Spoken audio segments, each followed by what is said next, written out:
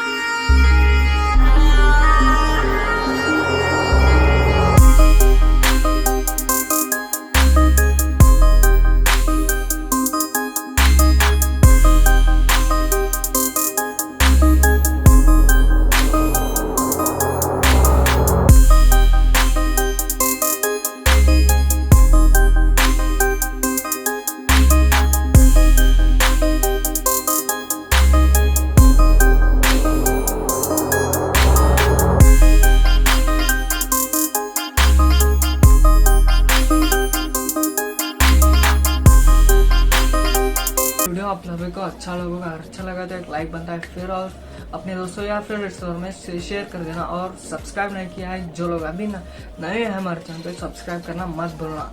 मिलते हैं अगले वीडियो में और बहुत बड़ा गैजेट लेकर आने वाले हैं, इंटरेस्टिंग गैजेट लेकर आने वाले हैं। तो तब तक के लिए सब्सक्राइब करना मत भूलना।